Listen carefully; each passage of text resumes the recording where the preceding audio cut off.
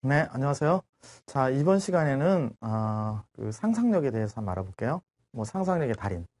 자, 우리가 보통 상상력의 달인하면 누굴 지칭하는 걸까요? 아무래도 작가들 얘기 같아요. 작가들은 참 멋진 표현도 잘 쓰고, 그 다음에 우리가 생각하지 못한 어떤 또 다른 어떤 상상의 세계로 우리를 이끌어서 굉장히 호기심 있게 하고, 굉장히 흥미롭게 하고, 재미있게 하는 것 같아요. 자, 그래서 그러면 우리도 뭐 상상력을 키우는 그런 방법이 없을까? 뭐 이런 생각을 할 수가 있잖아요. 그래서 이번 시간에는 제가 그 몇 가지 방법을 한번 소개를 해보겠습니다. 자, 어떻게 해야 멋진 글을 쓸 수 있을까요? 또 어떻게 하면 멋진 표현을 쓸 수 있을까요? 뭐 이 얘기에 대한 물음이기도 한데요. 자, 우리가 보통 그 하는 놀이 중에 뭐 이런 게 있습니다. 뭐냐면 뭐 단어 끝말잇기라는 게 있잖아요. 그래서 뭐 생각 그러면 각성, 뭐 또 성격 이렇게 할 수도 있고요. 차이하면 또 이발 이렇게 할 수도 있고 또 발견 뭐 이런 단어로 할 수도 있고 같고요. 이렇게 단어 끝말잇기 예전에 많이 해봤잖아요. 근데 마찬가지로 단어만 가지고 하지 말고 이야기를 가지고 한번 해보는 것도 좋은 방법인 것 같아요. 그러니까 끝말잇기 이렇게 한다면 끝이야기 있기 이렇게 얘기해야 되나요? 아니면 이야기 꼬리 물며 꼬리 물기 이렇게 할 수 있을 것 같아요. 이야기에 꼬리를 물고 계속 확장해 가는 건데요. 이건 친구들끼리 이렇게 돌아가면서 한번 발표 쓰고 발표하고 이런 방식을 써도 아마 전혀 문제가 없을 것 같아요. 예를 들면, 계속 그 재밌는 이야기 소재로 제가 그 토끼와 거북이 얘기를 많이 하거든요. 자, 이 이야기 가지고도 다시 한번 또 확장을 한번 해볼게요. 우리가 알기에는 토끼와 거북이가 경주를 했고요. 그 다음에 거북이가, 토끼가 그 낮잠 자는 사이에 이긴 그런 내용인데, 자, 토끼가 낮잠을 자고 있었다고 생각해 보세요. 근데 요새는 이런 이야기가 유행이래요. 뭐냐면, 토끼가 낮잠을 자고 있을 때 거북이가 지나쳐가지고 경주에서 골이 했는데 뭐 이것도 좀 비겁한 행동이 아니야 이런 얘기도 하고요. 또 다르게 이야기를 가지고 하면 이렇게도 할 수 있어요. 거북이는 지나가다가 토끼의 배를 갈라서 간을 꺼냈다. 뭐 이렇게 얘기를 할 수 있을 것 같아요. 이야기는 뭐예요? 이야기는 우리 별지부전에 나온 이야기하고 이렇게 합친 건데 거기서 그 힌트를 얻어가지고 이렇게 하는 것 같아요. 그래서 그냥 자기가 결말을 이렇게 내고 그러면 그 결말을 가지고 또 다르게 해보는 거예요. 그래서 이렇게 거북이 배에서 간을 토끼 배에서 간을 꺼냈다 이렇게 얘기를 하면 다른 사람이 그냥 한마디 하는 거예요. 간을 꺼내고 보니까 뭐 거무튀튀했다, 뭐 시커매졌다, 간이 뭐 몹쓸 상황이다 이렇게 얘기할 수도 있고요. 또 그랬더니 예, 어떤 사람이 그걸 보니까 알코올 중독 같다 뭐 이렇게 얘기할 수 있고요. 그래서 그 간을 뭐 이렇게 버렸어요. 버렸더니 어떤 사람이 주워가지고 그걸 가지고 뭐 마법을 부렸다. 그래서 뭐 토끼가 됐다 이렇게 할 수 있고요. 뭐 이렇게 우리가 어떤 그 결말을 그냥 자유롭게 그냥 이거 큰 규칙은 없어요. 그냥 자기가 내키는 대로 한번 이렇게 해보는 거예요. 그러면 그걸 가지고 다른 사람이 또 다르게 한번 해보고 또 다르게 해보는 거예요. 근데 처음에는 이제 그냥 뭐 그냥 마구 이렇게 할 수 있지만 나중에 이제 여러분이 하다 보면 이걸 좀 이렇게 재미있게 표현을 해볼까 이런 생각이 들 수가 있어요. 그러다 보면 굉장히 재미있는 어떤 이야기 하나가 전혀 엉뚱한 이야기 하나가 시작은 비슷했지만 우리가 알고 있는 어떤 특정 이야기지만 나중에는 전혀 엉뚱한 이야기로 이렇게 갈 수 있을 것 같아요. 사실 이게 바로 상상력이거든요. 자, 또 하나는요. 이야기 합치기라는 것도 있을 수 있어요. 이야기 합치기. 자, 우리가 어떤 그 소설이나 어떤 그 동화나 다 이야기로 구성되어 있는데 이야기는 어떤 창작의 결과잖아요. 그런데 사실 그 작가가 새로운 뭔가 이야기를 만들어내려면 사실 기존의 어떤 이야기들을 많이 읽지 않으면 안 돼요. 기존에 있던 이야기를 흡수하고 그래서 그 이야기 속에서 뭔가 새로운 어떤 형태로 뭐 변주한다고 볼 수도 있고요. 바뀌는 이런 형태로 가면서 새로운 게 나오는 거지.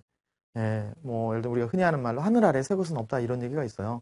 그래서 작가들의 창작 행위도 기존에 있는 어떤 이야기가 이제 모티브가 되어가지고 새로운 이야기로 가는 경우가 굉장히 많아요. 그래서 기존에 있는 이야기를 가지고 이렇게 합쳐보는 행위는 굉장히 중요한 창작 행위 중에 하나라고 볼 수 있어요. 뭐 이런 얘기를 한번 해볼까요? 우리가 알고 있는 그 이야기 중에 그 성냥팔이 소녀가 있잖아요. 자, 이 이야기는 그 겨울에 그 한 그 소녀가 성냥을 팔다가 이렇게 죽음을 맞이하게 되는 그런 안타까운 슬픈 이야기잖아요. 그런데 이 이야기를 좀 반전을 시키고 싶어. 그래서 다른 이야기하고 합쳐가지고 뭔가 새로운 결론을 낼 수 있을 것 같아요. 예를 들면 소녀가 어떤 성냥불을 구워가지고 이렇게 어떤 따뜻한 어떤 이런 상상을 이렇게 하고 있을 때, 뭐 할머니 생각을 했나요? 이렇게 생각을 하고 있었을 때, 거기서, 눈을 뜨지 못하고 이렇게, 소위 이제 얼어 죽었잖아요. 그런데 이걸 가지고 뭐 다른 이야기하고 합치다 보면요. 우리 잠자는 숲속의 공주 이런 게 있잖아요.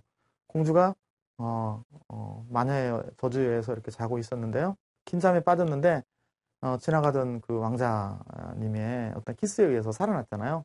그래서 이 성냥팔이 소녀도 이렇게 한 소녀가 자고 있었는데 그때 어떤 그 행인이 지나가다가 뭐 어떤 귀족이 지나가다가 이 소녀에게 이렇게 따뜻하게 안아줬더니 이 아이가 살아났다. 뭐 이렇게 얘기할 수도 있잖아요.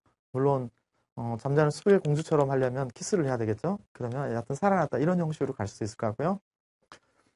또 조금 아까하고 약간 비슷하지만 좀 다를 수 있는데요. 이 결말을 달리하는 거 이것도 굉장히 재미있는 거예요. 아까는 이제 결말을 이어가기로 했지만 결말을 정반대로 한번 만들어 보는 거예요. 자, 우리 여러분 예전에 이 개그 프로 중에 이런 게 있었어요. 그 신데렐라 이야기를 하면서요. 요새 이제 잘 나가는 그 김영돈 씨가 했던 것 같은데요. 뭐예요? 신데렐라는 어려서부터 부모님을 여의고 뭐 이렇게 얘기를 하잖아요. 근데 그걸 어떻게 해요? 신데렐라는 어려서 부모님을 그 다음에 발로 차 이렇게 했다는 이런 얘기가 있잖아요. 그래서 굉장히 그 반전 때문에 재미있었던 기억이 있는데요. 이렇게 그 결말을 전혀 예측할 수 없는 방향으로 한번 내려보는 것도 굉장히 중요한 창의적인 상상력을 하는 그런 방법일 수 있겠어요. 자, 우리가 이제 뭐 작가적인 어떤 그 글쓰기, 작가처럼 글을 쓰기 위해서는 또 상상력도 중요하고요. 또 이 상상의 나래를 펴는 것 중에 하나는 또 그 어떤 그 표현이 있잖아요. 이런 표현법을 잘 쓰는 것도 해당이 돼요. 예를 들면 은유법 있잖아요. 은유법은 그 원관념과 보조관념을 이렇게 간접적으로 연결시키는 거거든요. 그래서 원관념이 숨는 거잖아요. 이런 것을 가지고 이 글쓰기를 한번 해보면 이렇게 하는 거예요. 나를 뭐 어떤 꽃이나 뭐 어떤 이런 뭐 전화기나 이런 사물로 한번 바꿔보는 거예요.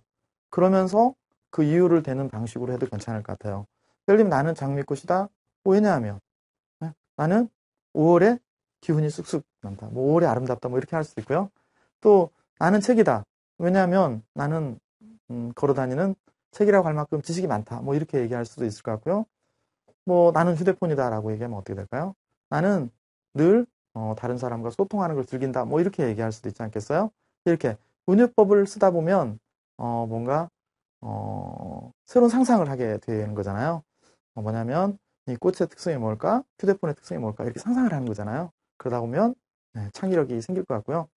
또 이 은유법 중에서 또 하나 방법은요. 이렇게 이름을 붙이는 것도 괜찮은 방법이라고 생각돼요. 뭐 아까 한 얘기 계속 그 연장선상에 있는 건데요.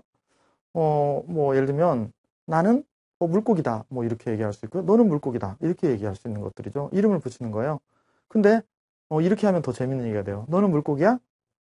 너는 그래서 나는 너를 늘 나의 마음이란 어망에 가두고 싶어. 뭐 이렇게 하면 굉장히 재밌는 표현이 될 것 같고요. 뭐 다만 이제 여기서 시적인 어휘를 사용하면 더 좋은 얘기가 될 수 있어요. 예를 들면 너는 바다다, 바다이다 이렇게 해놓고 나는 여름에 내가 뭐 해수욕장에 가듯이 너란 바다에서 마음껏 헤엄치고 싶다. 이렇게도 할 수 있을 것 같고요. 또 너는 달력이다 이렇게 하면 어떻게 될까요? 자, 나는 늘 네 마음에 나를 늘 뭐 기억하고 싶으니까 뭐 달마다 어떤 추억을 쌓고 싶으니까 뭐 이렇게도 할 수 있지 않겠어요? 이렇게 운율법이 상상력에 굉장히 도움이 되고요. 뭐 직위법도요. 직위법은 뭐 사물하고 직접적으로 비교하는 거잖아요. 마치 뭐뭐 같다, 뭐 흡사 뭐뭐 같다, 뭐 뭐뭐신 양, 뭐 이런 식의 아마 여러분도 다 배웠을 거예요. 그런 표현도 괜찮아요. 그래서 나는 아까는 장미꽃이다 했지만 나는 장미꽃 같다. 그는 마치 휴대폰 같다. 그는 뭐 책과 닮아 있다. 이렇게 얘기할 수도 있고요.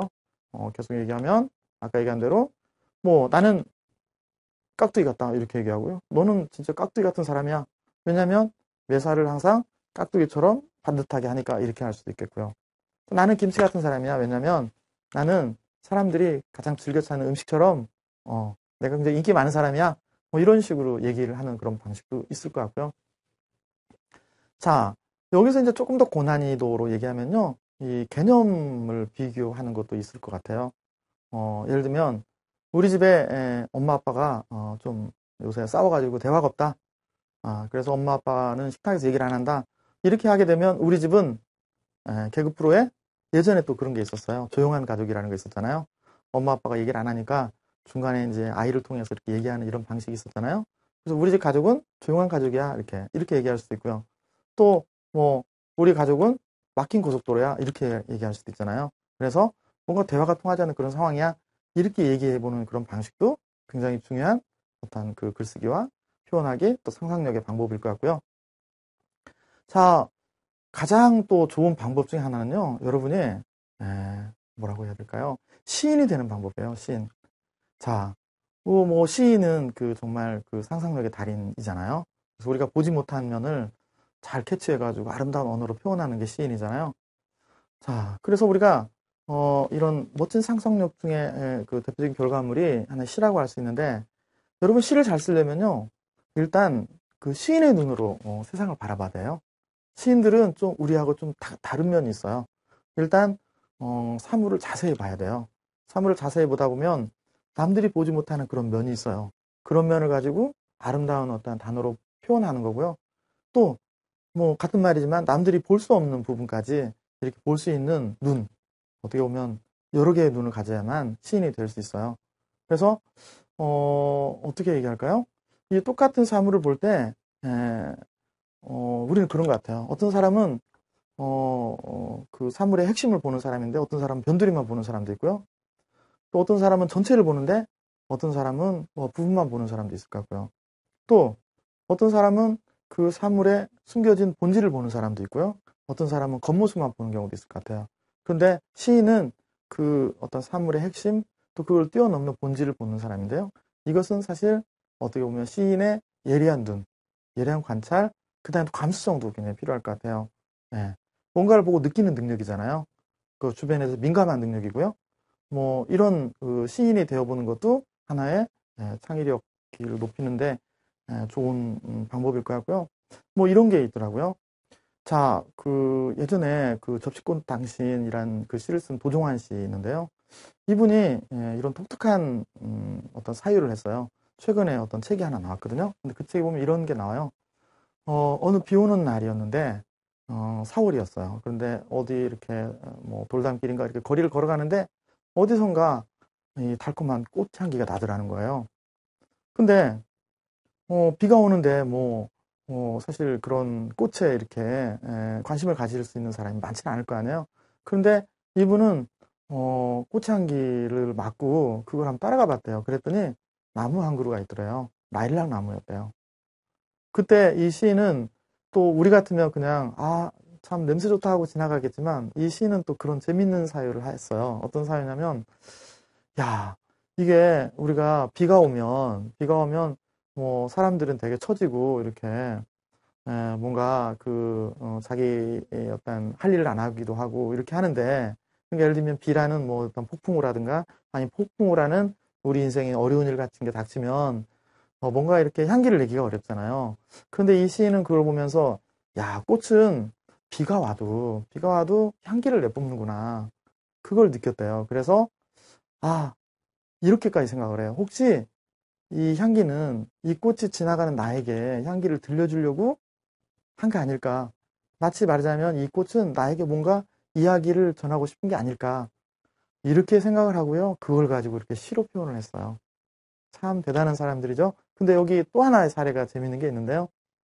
에, 마종기 시인이라는 분이 있어요. 근데 이분 시를 읽고도 저는 좀 깜짝 놀랐어요. 이분이 어떤 시를 쓰고 그다음에 그 시에 대한 배경을 썼는데 이렇게 얘기를 하더라고요. 어느 봄날이었는데 그분이 이제 20대였을 때요. 그때 사랑하는 사람하고 이렇게 어느 호젓한 이런 뭐 꽃밭이나 잔디밭에 이렇게 앉아 있었대요. 그런데 정말 그 사랑하는 사람하고 있으니까 얼마나 좋겠어요. 그래서 정말 그 옆에 있는 사람이 너무 사랑스러웠대요. 이제 그런 감정 때문인지 자기가 어디 어떤 하나의 그런 이런 그 풍경을 봤는데 꽃을 봤대요. 예, 꽃을 봤는데 이 꽃이 바람이 불지 않은데도 이렇게 미세하게 떨리고 있더래요. 평소에는 그게 보이지 않는데 나중에 보니까 그것이 보이더래요. 예. 이런 것처럼 우리 그 시인들은 뭐랄까요?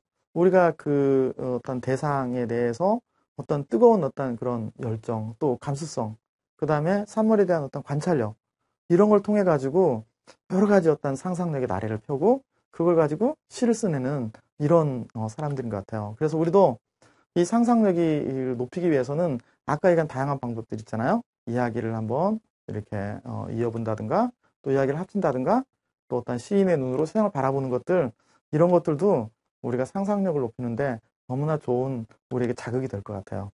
자, 이 시간은 여기서 마치겠습니다.